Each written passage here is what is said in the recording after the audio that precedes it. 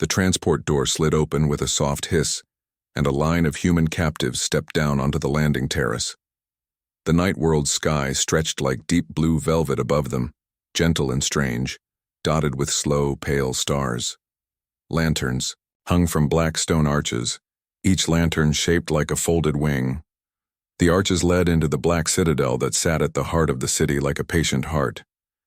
The air smelled clean, almost floral, and the stone underfoot was warm, as if it held the day's heat even at night.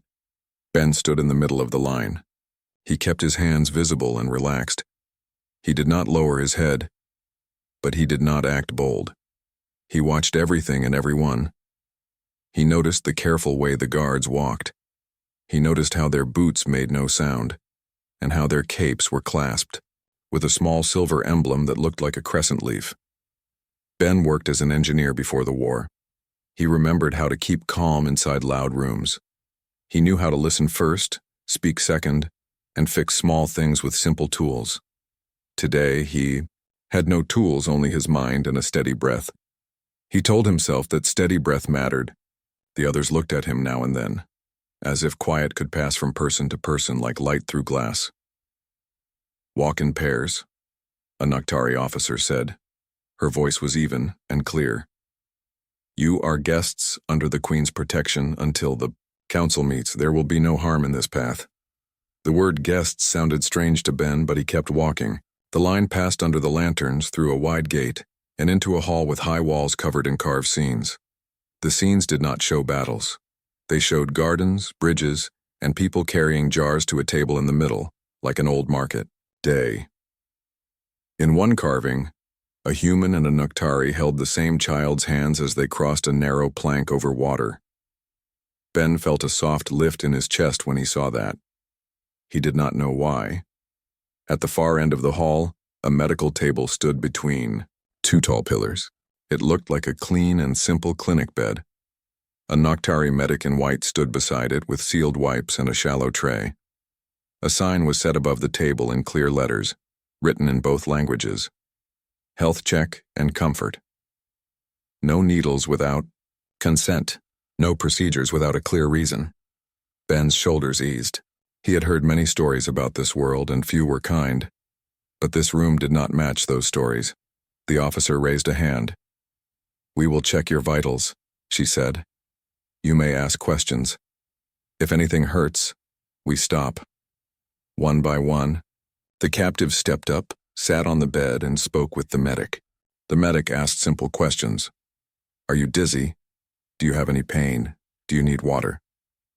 People nodded, shook their heads, and received small sips from cups on a tray. The medic moved with gentle hands and a neat mind. Ben watched her eyes. They were dark, not cruel. They were focused, the way his eyes felt when he adjusted a circuit. When his turn came, Ben sat down. His shirt sleeve brushed a rough edge on the table, and a tiny piece of metal snagged his skin. The scrape was thin and bright, barely a line. He looked to the medic, and she lifted a wipe at once. "May I clean this?" she asked. "You may," Ben said. She tapped a small scanner to show the active setting. Ben read the screen. It displayed a simple symbol for cleaning and a green check. She cleaned the scratch with a soft motion and sealed a clear band strip over it. The band was cool and smooth, with a faint scent like tea. The scent moved through the air. It was not strong. It was only a hint of metal and herb. It drifted past the pillars, over the polished floor, and into the open room beyond the medical station, a room Ben had not seen yet. From that room, a woman stepped into view. She wore a simple black mantle, not heavy, not loud. A thin circlet rested across her brow, shaped like a small bridge with a single gem no larger than a seed. Her hair was dark and long. Her skin was pale, like paper left under moonlight. Her eyes were quiet and deep, and they looked as if they could see far and near at once. The Noctari guards moved a half-step back and lowered their heads. The officer placed a hand on her chest and bowed. The medic stilled her hands. A murmur, gentle as the wind, rose and fell, and then there was silence. Queen Ceres stood at the edge of the light. Her gaze went to the tray. then to Ben's banded wrist, then to Ben's face. Something in her eyes shifted. It was like a tremor in still water. She drew a single breath and set her hand against the nearest pillar, as if she needed to steady herself. For a heartbeat, it looked like she might fall. Then she did not. She stood straight and took another slow breath. "Is it you?" she whispered. The words were soft. They did not carry far. Yet the officer heard them. The medic heard them. Ben did not know if he had heard them with his ears or felt them in the space where quiet things land. He did not speak. The Queen's voice returned to normal. "Proceed," she said to the officer. "Offer them comfort. See that they rest." She turned as if to go, but she did not leave. She stood there, a few steps into the hall beyond the pillars. She watched the line move, watched each person drink, watched the medic change a band strip or pass a small piece of fruit from a plate on a side table. It was ordinary care. The room felt like a waiting room before a long trip. When all were seen, the officer led them through a second arch into a wide gallery. Black stone met white stone in a pattern like waves, and balconies opened to the night air. Below, the city lights were small and warm. Ben saw lines of people walking in peace below, and carts that made no engine sound. He saw gardens on wide terraces and tall trees that seemed to hold their own lanterns in their leaves, though perhaps it was only the way the leaves reflected the stars. "Rest here," the officer said. "Food will come. You are safe." She spoke the word safe with care, as if she knew it mattered to use it only when it was true. Ben decided to believe her. He did not know why it felt like a good decision, but it did. Ben moved to the balcony, rail, and rested his hands there. The stone was smooth and cool. He felt his steady breath again. He looked over the city and tried to think like an engineer in a new plant. What systems did he see? What rules could he infer? He noted the quiet transport lines, the lights timed in soft waves, and the way the crowd below split and rejoined around a circular plaza without pushing or fear. He thought of control loops, feedback, and patience built into a city's bones. A soft step sounded beside him. The medic stood there with a small bowl. "Fruit," she said. "It helps after travel." "Thank you," Ben said. "My name is Ben." "I am Lyra," she said. The name was simple. He liked that. She pointed to the clear band on his wrist. "Please keep the strip on for 1 hour," she said. "If you feel heat or sting, tell me at once." "It feels fine," he said. "May I ask a question?" "You may," Lyra said. "Who was the woman who came to the pillars?" Ben asked. Lyra's eyes softened, but her posture became a little more formal. "That was our queen," she said. "Her name is Saris." Ben nodded and chose his next words with care. "She looked surprised," he said. Lyra did not deny it. "She did," Lyra said. "The scent in the air carried far. It can happen." "What scent?" Ben asked, though he thought he knew. Lyra held his gaze. "Metal and herb," she said. "Please forgive the plain answer. It is not my place to explain more." "It is all right," Ben said. "You have been kind." Lyra gave a small nod and stepped away to check another person. Ben ate a slice of fruit. It was bright and sweet, with a clean bite. He felt more awake at once. Another set of steps approached. 2 older Noctari in gray robes came to the balcony. They did not wear crowns or weapons. They carried thin slate tablets. Their faces were curious, not hard. Ben recognized a scholar's look in their eyes. He had seen that look at repair yards when someone found an old part with a new use. "May we speak with you?" one asked. "We are historians. I am Kel. This is Tava." "You may," Ben said. He set his bowl on the rail and faced them. "I am Ben." Kel lifted his slate. On it, a simple symbol glowed, a circle with a line across it like a bridge over a river. "Do you know this mark?" Kel asked. "No," Ben said. "It is very old," Tava said. "It was used in records from the first years after our people came to this world. We had little then. We had need. Some survived by taking, some by sharing. The ones who shared made the mark to show others where help could be found. Kel turned the slate. A second mark appeared beside the first. It was the same circle and bridge, but now small lines spread outward like ripples. This mark appeared in a different kind of record, he said. It was used in our court when a rare treaty was made with off-world settlers. The treaty spoke of a practice we call bridge giving. It was an exchange of life and trust with rules and consent. It eased hunger and fear in a time of shortage. The records are clear that the practice was gentle and bound by law. It was not forced. But the method changed over time. Later, we learned to grow more food. We built clinics. The practice fell out of use. Tava studied Ben's face. Even so, she said, there is a legend that talks about a person we call the bridge blood. The words are old and do not mean the same thing they once did. But the heart of the story says this: there will come a time when the scent of a life will still a storm inside our people, not by taking, not by harm, by knowledge, by a way to listen to the body and answer it. The legend says the first sign will be a tremble in the ruler's hands, like the way a bridge moves when the wind changes. It is not weakness, it is the moment before balance. The citadel woke like a careful machine. Lamps dimmed by slow steps, not all at once. Courtyard fountains rose from a soft trickle to a calm stream. Servants set out warm bread and fruit with the same quiet rhythm as the night before.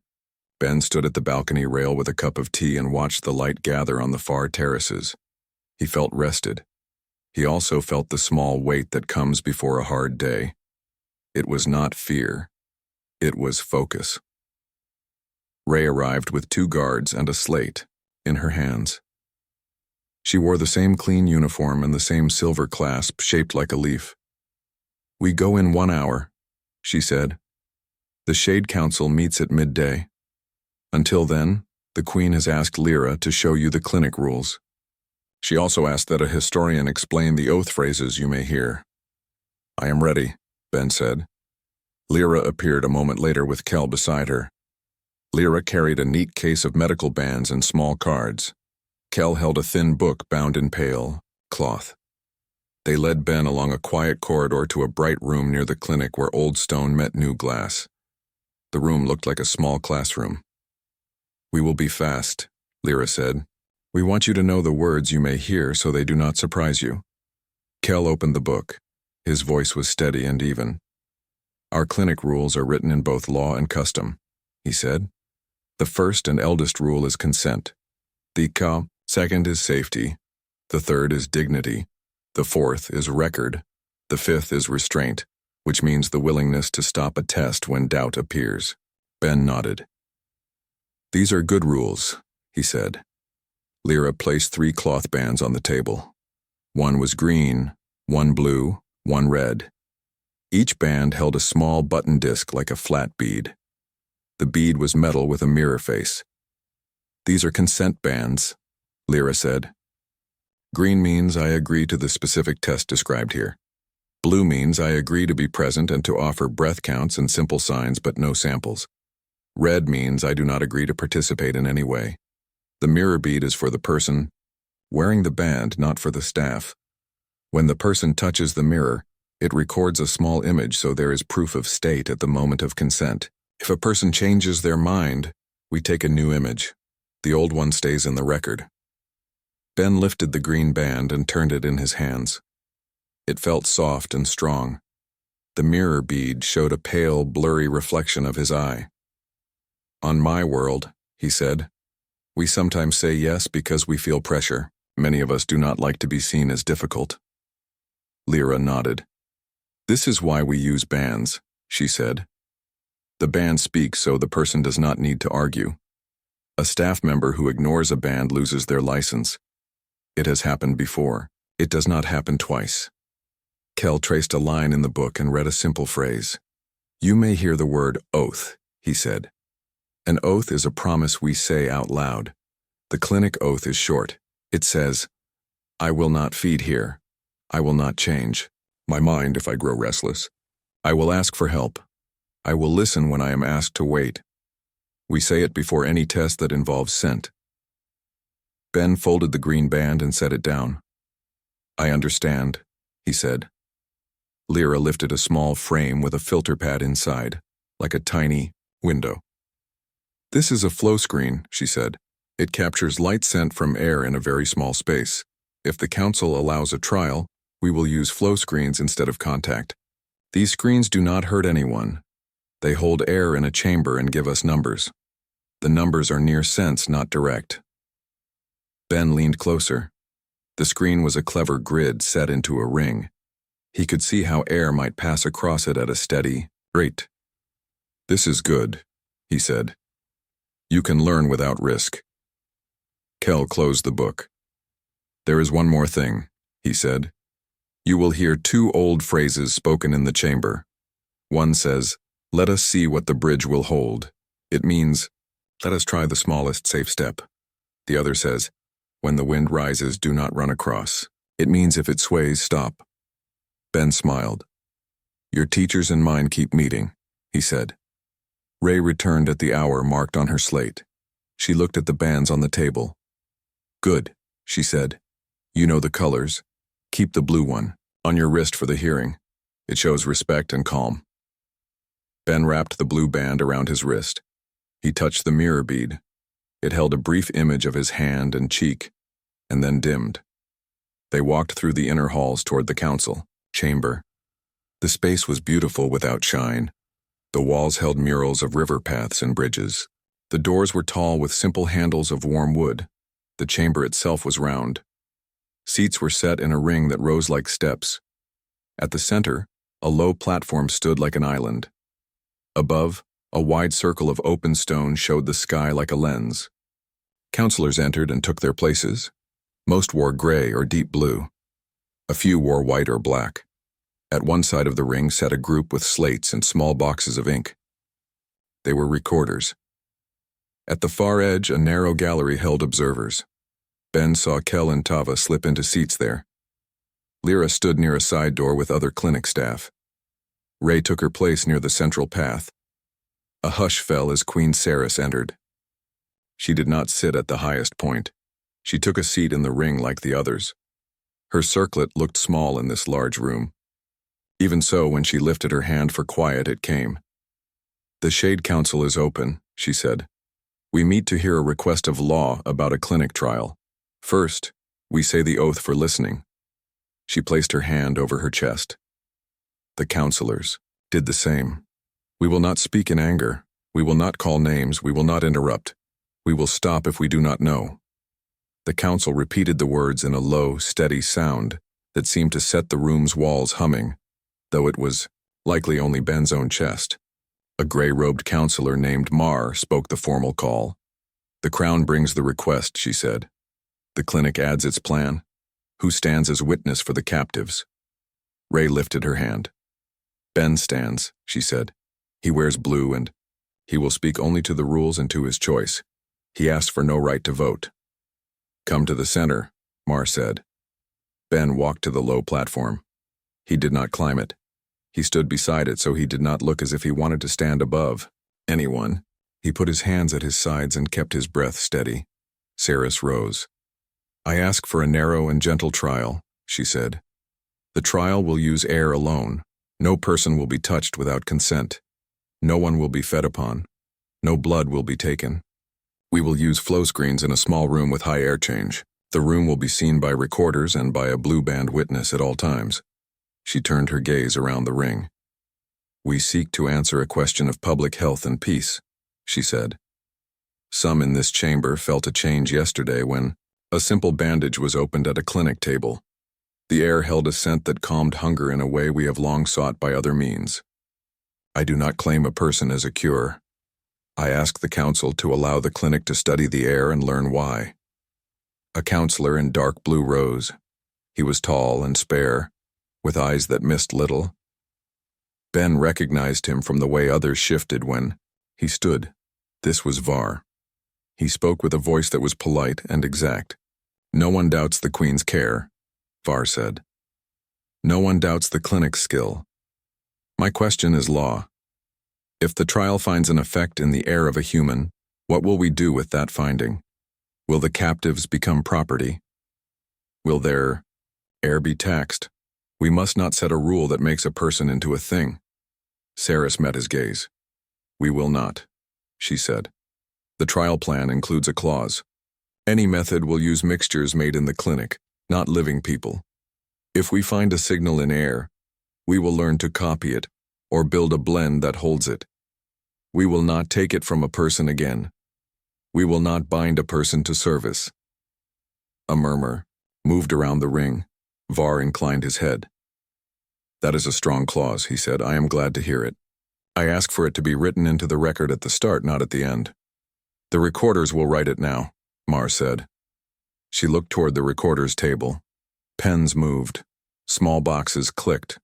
Another counselor lifted her hand, a woman, in white with a kind face lined by years of work. If air is used, some may feel fear in the room, she said. How will you keep the staff at peace? We must not harm our own in our wish to help. Lyra stepped forward from the side door. We will use green bands for any staff who step inside the test room, she said. We will have a second staff member stand outside with a bell. If anyone feels unsteady, we stop at once. We have masks to filter scent. We have a time rule. No one stays inside more than 3 minutes. Between steps, we air the room. A third counselor spoke, an older man with soft eyes. I recall old stories of a bridge giving, he said. They were taught to children to make them think before they lifted a hand in haste. If you find a method, will you teach it to us, all? Or will it be held by the crown and by the clinic? Saris lifted her palm. If we find a method, we will publish it in the open book, she said. That book sits in the square for any to read. We will not hide it. We will not price it. We may ask for help to make it in large amounts, but the method will be known. Ben felt a clean note sound in his chest. He saw Kel in the gallery wipe a quick tear from his eye and then laugh at himself for it. Mar turned to Ben at last. You stand as a blue band witness, she said. Do you understand the plan? Do you agree to stand in the room and hold the bell if asked? I do, Ben said. His voice was plain and firm. I agree to the rules. I agree to stop if someone grows uneasy. I agree to speak up if I see a risk. You will not be touched, Mar said. You will not be asked to give a sample. I understand, Ben said. Var looked at Ben with an unreadable expression. Human, he said. Why do you stand here? Morning arrived clear and cool. The suns were low and the light on the stone looked like soft chalk. Ben washed his face, drank tea, and went to the clinic with Ray, Lyra, and Mira. He felt ready. The plan was simple. They would try one more, safe step with a clinic-made blend. Then they would stop and read the record. The clinic halls were quiet. A small sign by the door read, Small trial today. Thank you for calm steps. People nodded as they passed. No one raised a voice. Ben liked this order. It felt like a well-built bridge that moved just enough. Inside the test hall, the air change counter hummed. The flow screen sat in a neat row. A tray held small vials with thin necks, each labeled with clear letters.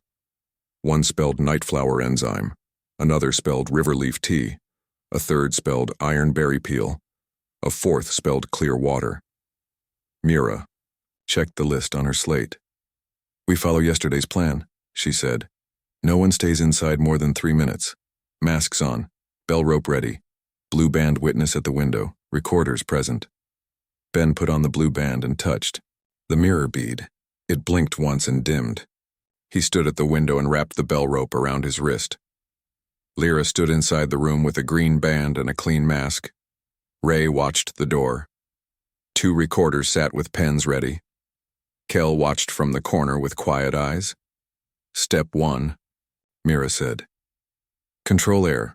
We count for 1 minute. The numbers on the wall moved in a steady low line. Lyra held up her hand to show she felt fine. Step 2, Mira said. Nightflower blend near screen. No people in the room except the green band. Lyra placed a small dish with a dry cloth near the flow screen. The numbers lifted a little. They held there. Lyra touched the rope once and then lowered her hand. Mira marked the time. Step 3, Mira said. Add tea and peel. Still no human band. Lyra set the warm cup and the small peel on a tray near the screen. The numbers rose in a gentle curve. Lyra's eyes stayed calm. She tapped the rope once and waited for the mark. "Step 4, Mira said. Air the room." They opened the top vent for a full minute. Fresh air swept in. The numbers fell to the low line again. "Step 5, Mira said. Repeat the second step to see if the room behaves the same way twice."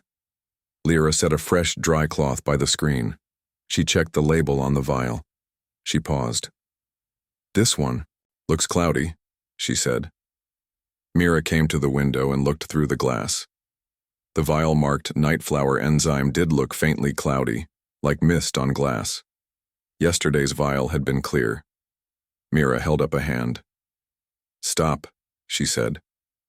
We switched to a second vial from the locked box. Ray stepped to the cabinet and opened it with 2 keys. One key was on her chain. The other key was in Mira's pocket. She turned the second key and worked the latch. Inside, a small tray held 3 more vials of the same label, sealed and tagged. Mira took one and checked the tag number against the list on her slate. It matched. "New vial," she said. "Start again." Lyra set the new vial on the table and unscrewed the cap. She held it near the dry cloth. She did not pour. She just held it close so air could move across the opening. The numbers on the wall did not rise this time. They dipped and then rose, in a sharp slope as if a strong wind had pushed them. Lyra's eyes flicked to the bell rope. She did not pull. She looked steady, but her breath had changed to a shorter rhythm. Mira saw it at once. "End the step," Mira said. "Vent now." The vent opened with a soft click. Air moved. The numbers fell again, but they fell too fast. Lyra lifted a hand and pressed it against the wall for balance. She took long, slow breaths behind the mask until her breath evened out. She raised her hand to show she was well. Mira waited a full count of 20 before she nodded. Lyra stepped to the door and came out. She sat on the bench. Mira checked her pulse and put a cool cloth on her neck. "I am steady now," Lyra said after a minute. "I felt a strong push at the start. Then it eased." Kel looked at the slate with the numbers. He frowned. "The shape is wrong," he said. "Yesterday the lift was smooth, today it jumped." Ben stared at the cloudy vial on the first tray and then at the new vial from the locked box. The tags were the same series, but the first vial was different. He felt a small click in his mind, like a gear finding a tooth. He walked to the window and looked at the tray edges. He looked at the numbers for time. He traced the steps in his head. "Do not run a new step yet," he said. Ray looked at him. "What do you see?" she asked. "Let us check the source," Ben said. "Not the room, the source." Mira nodded. "Agreed," she said. "We stop. Everyone drink water." She poured cool water into cups and handed them around. Lyra sipped slowly. The recorders marked the pause. Ray closed the cabinet. Kel watched, Ben's face with interest, as if he had seen this look before in other minds. Ben pointed to the cloudy vial. "May I see the label?" he asked. Ray lifted the vial and held it at eye level. The label code matched the list. It had the right letters. It had the right date stamp. There was also a tiny dot near the edge of the paper. It looked like a print mark, or it could have been a speck of dust. Mira brought a small magnifier from a drawer. Ray held it over the dot. It was not dust. It was ink, 2 small dots, side by side. The sealed vials from the locked box did not have those dots. Mira's voice dropped. "Who set this here?" she asked. The recorders checked their logs. No one had written a line about a vial change before the morning trial. Yesterday, after the council vote, staff had cleaned the room, aired it, and locked supplies. Keys had been with Ray and Mira. The unlocked vials were kept in a side cabinet for simple tasks, not for trials. This vial was on the test tray. Ray's jaw went tight. "We have a breach," she said. "Or a trick," Kel said softly. "A small one. Someone may want the trial to look clumsy. Someone may want the numbers to jump." Mira did not raise her voice. "We stop for the day," she said. By law. Ben lifted a hand. Wait, he said. May we run a small air? Check in the library garden with nothing but clean cloth and a fresh flow screen. No vials, no tea. No peel. Just garden air and a time mark. We will not step into the test room today. We will only check if the city air has changed. Then we can say if the jump came from the vial or from a change in the wind. Ray looked at Mira. Mira looked at Lyra. Lyra nodded. That is safe, she said. It is outside and simple. They took a fresh flow screen and a small timer to the library terrace. The gardener in the wide hat looked up as they came. He smiled and moved aside. Ben stood in the shade of a vine and held the screen at shoulder height. Mira marked the time. A faint breeze carried the light scent of night flower across the path. The numbers rose in a small, smooth curve, then held. No jump. No sharp slope. The pattern matched yesterday's soft lift. Garden air is calm, Mira said. The jump came from the vial. Ray exhaled. We will raise this with the council at once, she said. We will not accuse without proof. We will ask for a seal check on all clinic stocks. Kel looked at Ben. Good call, he said. Simple checks are clean. They went back to the clinic. Mira filed a notice of pause with the recorders and sent a message to the council clerk. Ray locked the test room and sealed the door with a strip that would show any touch. Lyra washed her hands and sat to drink tea in small sips. The pause left a hollow in the day. Ben felt it as a soft ache, not of pain, but of work delayed. He did not want to push. He wanted to learn. He also wanted to keep people safe. The law said stop. So he stopped. Saris came at midday. She wore the same simple mantle. She listened to Mira's report without interrupting. She looked at the cloudy vial and the dot mark on the label. She said little. At the end, she nodded once. We will call a seal check, she said. We will ask the quartermaster to bring the stock lists and the label rolls. We will ask the clinic staff to speak in turn. We will not turn this into a storm. We will make it a clean rain that shows the pattern in dust. Var arrived with 2 aides while Saris was still there. He took in the room with one long glance. He saw the sealed door. He saw the cloudy vial. He looked at Ben for a slow second. Not unkind, not kind. Then he bowed to Saris. I heard there was a pause, he said. I came to learn why. Mira showed him the numbers and the garden check. Var listened with care. He did not argue. He did not shrug. When she finished, he looked at the vial again. 2 dots on the label, he said. That is a code I have seen in supply rooms when a trainee marks a second batch for kitchen use. They should not be on a clinic vial. Where did this label come from? We will find out, Saris said. Var looked at Ben. You asked for the garden check, he said. Yes, Ben said. That was wise, Var said. You did not jump to blame the room or the method. You checked the wind. I respect that. He paused. I would like to see your notes. Ben felt a small surprise at the request. He did not hide it. I have no notes yet, he said. Only thoughts.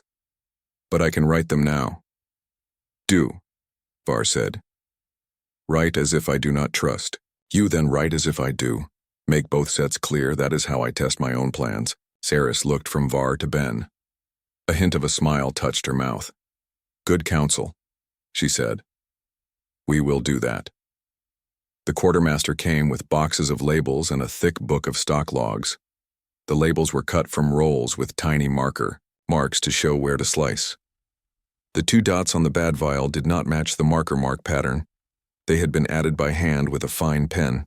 A junior clerk admitted that last night, a calm person in a staff jacket had asked her for a new roll. Dawn came pale and steady. The square outside the council hall was quiet after the bridge brief. People had seen the bands and the bell. They had heard the rules in simple words. Now they went to work with calmer steps.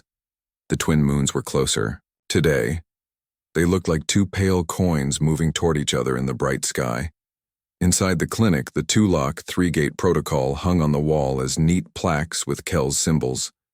A small key for the locks, a little bridge with 3 posts for the gates, a bell for the double witness, a quiet mouth to mark the low line. The signs were clear even for people who did not like long text. Ray and Mira opened the supply cabinet with both keys at the same time. The recorders watched and wrote the time. Lyra stood at the window and checked her mask and the green band on her wrist. Ben wore the blue band and wrapped the bell rope around his wrist once so the rope would not slip. Gate 1, Mira said. Blind marks. A clerk who would not enter the room set small cloth sleeves over each vial. The sleeves had simple shapes on them so staff could tell them apart without knowing which was which. A circle, a square, a triangle. The recorders wrote which sleeve hid which bottle, then covered that note so no one inside could see it yet. Gate 2, Mira said. Low line. Everyone went quiet. The vent hummed. The numbers dropped to a calm low line and held there. Mira raised a finger. Begin, she said. Lyra stepped inside the test room. She moved with ease now. She knew the space and the steps. She placed a clean, dry cloth near the flow screen and waited. The numbers shifted in a gentle way. She touched the bell rope once so the witness knew she was fine.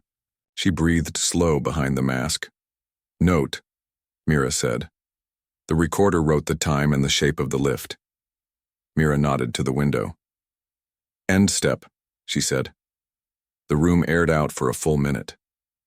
No one spoke. Ben felt the quiet like firm, ground under a foot. Next step, Mira said. Night flower vial with the square sleeve near the cloth. No pouring, no touch, only air. Lyra held the square-sleeved vial near the cloth. The numbers rose 1 mark and held. No jump, no rush. She waited the set time and ended the step. The recorder wrote. The room aired again. Third step, Mira said. Change vial, triangle sleeve. The shape was the same as before.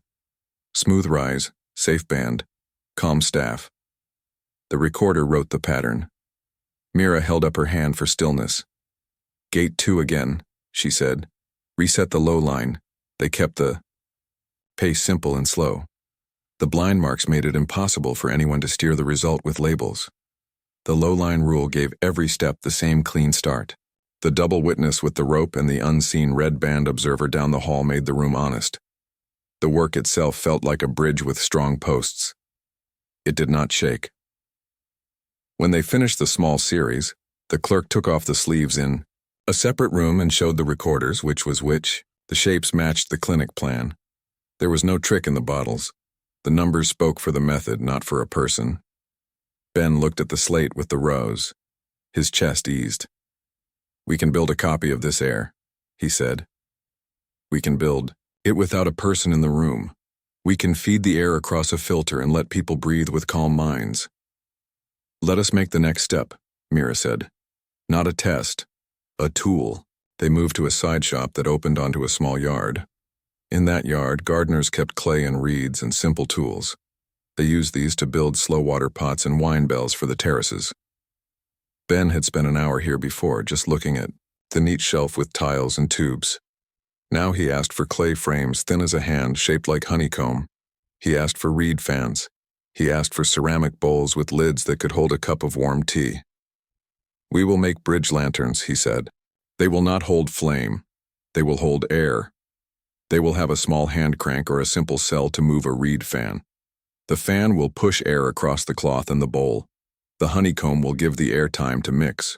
We can set one in a clinic, room, or a hall. We can open a vent a little so the room stays fresh. The gardeners were glad to help. They liked small, useful things. They rolled clay and pressed it into simple frames. They baked the frames in a hot box and then cooled them on a shelf. They cut reed fans and set them into small housings that could turn with a soft push. Lyra and Mira measured the mix in the bowl. Night flower enzyme in a very small amount. Riverleaf tea, iron berry peel. They wrote the amounts in simple lines and tested them with a new flow screen in the yard. The numbers matched the clinic pattern. The air felt like a garden day with the wind from the east. Ray watched the work and smiled a little. This will make the council talk, she said. It is too simple to fear, and that is its strength. Ben also made a second piece. He called it a bridge cell. It was a small box with 2 flat stones and a coil. He had seen the pump cells. The gardeners used to move water when the city power was low. He asked to borrow 2, then rewired a pair under Mira's eye in the shop. The coil could run the reed fan for an hour if the main power failed. It was not pretty, but it was enough. Backups keep peace, he said. Even when nothing fails, people feel better knowing the plan has another layer. By midday, they had 5 bridge lanterns ready. Each one had a clay honeycomb, a small bowl with the mix, a reed fan, and a little door with a latch. Each one had a simple face drawn by Kell on the clay. The face showed a bridge and a bell. The meaning was clear, even to a child. Saris came to the yard and ran her fingers lightly over one of the frames. "It looks like a toy," she said, and she smiled. "That is a praise. Children will not fear it. Elders will not fear it. The hand wants to carry it." "It is a tool," Ben said, "but it can also be a sign. If people see it in a room, they will know they can breathe and think." They set 2 lanterns in the clinic. They set 1 in the council hall near the observers' gallery. They kept 2 in the yard as reserves. The council clerk agreed to a short demonstration in the lower hall before sunset. The law allowed it because there would be no feeding, no touch, and no harm. Only air and numbers and consent. Word spread, in the calm way of this city. Not by shout, by hands on shoulders and short notes on slate. By late afternoon, a small crowd stood in the lower hall. The crowd did not push. Families stood at the back. Counselors stood in a ring near the front. Var stood with his aides on a side platform that looked over the floor. Ray placed guards at doors not to hold people back but to keep paths open. The rules were said out loud again at the start. Consent bands were offered. Green for those who chose to stand near the lantern. Blue for witnesses. Red for observers. Down the hall. Masks were offered to anyone who felt unsure. The oath was spoken in that steady tone that made the walls hum. "We will not speak in anger. We will stop if we do not know." Lyra wore a green band. Ben wore blue and took the rope of the hall bell that hung near a beam. Mira stood with a slate and watched faces. Kell and Tava sat on a bench with pens and sketch chalks. Sarah stood in the ring with the counselors not above them. "Begin," Mira said. Lyra opened the small door in the bridge lantern and turned the reed fan with a gentle hand. The little fan began to move in a slow, soft circle. Air passed across the bowl and through the clay honeycomb. The flow screen by the lantern started to write its line on the slate with a tiny moving mark. The mark lifted in the same smooth way as in the clinic. People did not cheer. They breathed. They watched. They felt the shape of the room change in a small way. There was more space between the beats of the heart. Thoughts had more light around them. No one felt sleepy. They felt steady. Then the hall lights went out. It was not a crash. It was a clean cut. One moment the lamps were soft and even. The next moment they were not. The vent above the lantern slowed. The fan inside the lamp stuttered. A murmur ran across the room like a ripple. People did not shout, but some held their breath. That is a quiet kind of fear. "Hold," Mira said. Her voice was calm and firm. "Blue band bell." Ben did not move his feet. He reached down and lifted the small switch on the bridge cell he had set behind the stand. The reed fan picked up again, powered by the backup box. The vent above them did not wake, but the room had air moving still. He took a steady breath and rang the bell one time in a clean, bright tone, not as a stop, but as a signal that the plan was holding. Ray spoke by the door in a level voice. "Power check," she said. "We have backup. Lamps will come. Keep your hands by your sides. The path is open." In the dim light from the high circle where the hall opened to sky, Ben saw a small shape change on the side platform where Var stood. The front hinge of the old railing gave way with a quiet pop. The railing leaned. Var turned to step back and his foot slid. He caught the edge with one hand. His aide reached for him and could not hold his weight from that angle. The aide did not shout. He only made a soft sound that said, "Help." Ben did not think. He handed the bell rope to a clerk and moved across the floor in a straight line. Not fast, not slow. He took the short steps to the platform, 2 at a time. He held the broken rail with one hand and offered his other hand to Var. The platform was not high, but a fall would still hurt. The wood was smooth. His grip was firm and sure. "Take my wrist," Ben said. Var's eyes were clear even in the dim light. He took Ben's wrist. Ben took his in return and set his feet wide. Ray was there a breath later with a spare strap from a guard's belt. She looped it. The night of the twin moons passed in quiet breath. In the morning, the light over the terraces looked soft and new, like clean cloth just folded. The city had slept, watched, and waited without panic. The bridge lanterns had stood ready in 3 places. They had not needed to work hard. It was enough that people knew they could. Ben woke early. He washed his face and stepped onto the gallery. From there he could see far across the roofs. He saw a child tracing the lantern symbol in chalk on a step. He saw an elder watering a small vine with care. He saw guards changing posts with calm, steps and easy nods. It felt like a new habit had moved into the bones of the place. Ray arrived with a neat slate. "Council meets in 1 hour," she said. "Vote first, then orders." "Good," Ben said. He felt ready, not rushed. He tied his shoes, drank tea, and walked beside Ray through the bright inner hall where the murals of bridges had begun to look less like art and more like instructions. The Shade Council chamber was full but not loud. Councilors took their places. Recorders set pens. Observers filled the narrow gallery. Kel and Tava sat with a clean book open on their knees. Lyra stood near a side door with Mira. Var entered with 2 aides and tested the repaired rail with his hand. He did not make a show of it. He just checked the hinge like any careful person would. Queen Saris arrived and the room came to an even quiet, the way a lake goes still when wind drops. She placed a hand on the low platform and then sat among the councilors. She looked rested and clear. "The Shade Council is open," Mar said in her steady voice. "We vote on 2 questions. First, the calm air method for clinic rooms, markets and houses for elders. Second, the status of human captives." No one shifted in their seats. The order was right. Method first, people next, because the first choice would shape the second. Saris stood. "The clinic trial under law is complete," she said. "We have a tool that helps minds stay clear.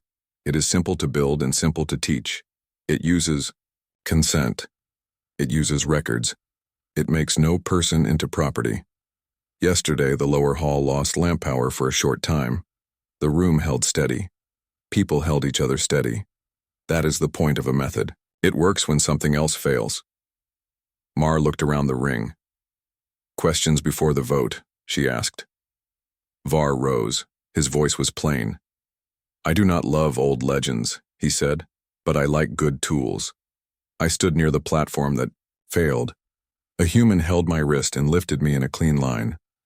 I do not vote today because I was pulled from wood by a quick hand. I vote because the tool worked in the dark and because the plan had a backup. If power can fail in a hall, then hunger can rise in a heart. The same answer helps both.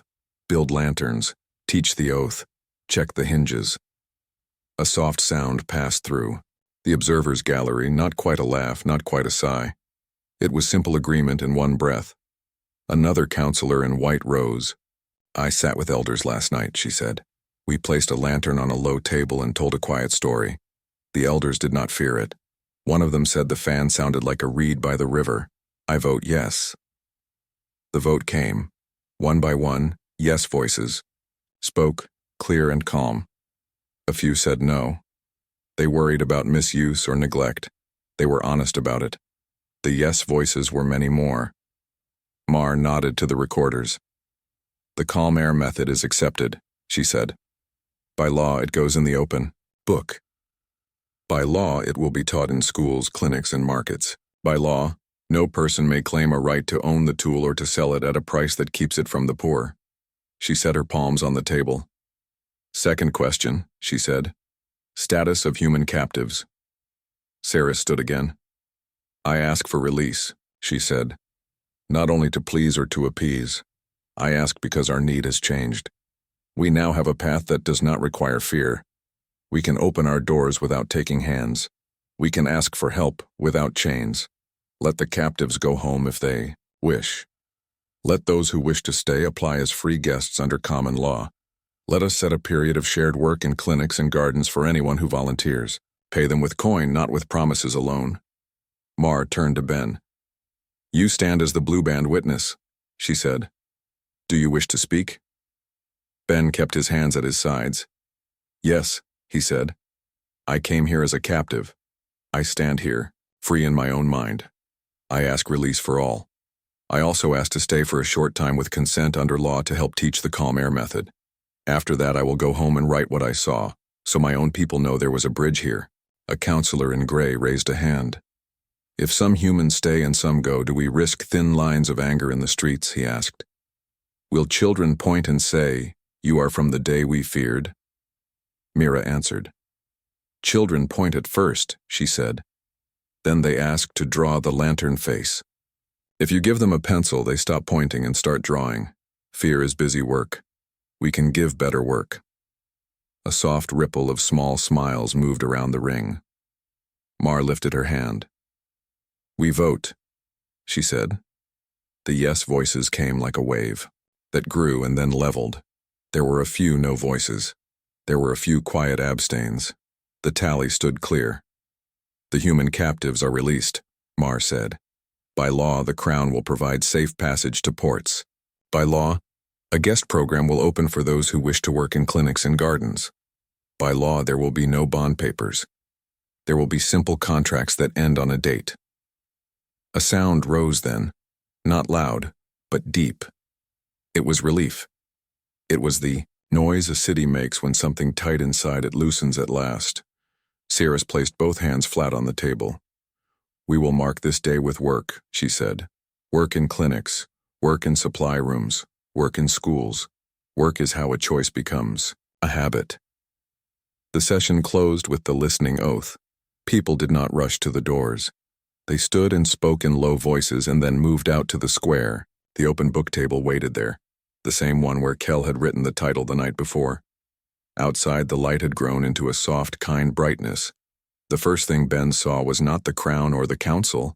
It was Lyra handing a cup of tea to a guard who had not slept enough. He saw Mira direct 3 students to carry clay frames to schools.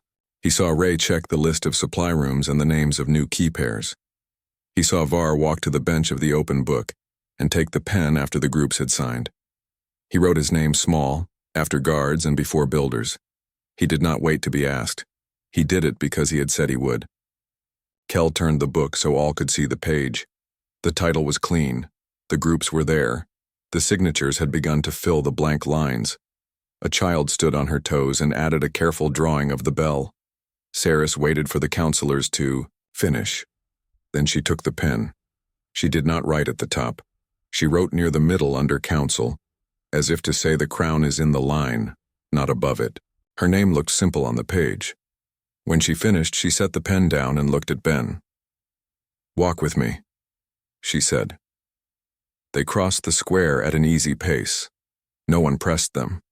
People bowed in small ways, or lifted a hand and then went back to work.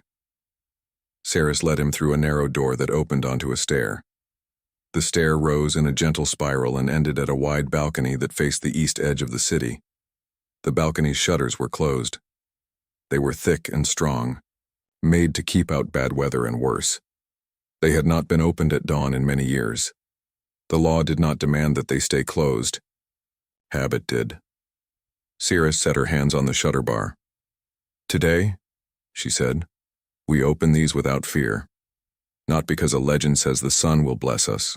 Not because a hero stands here with magic.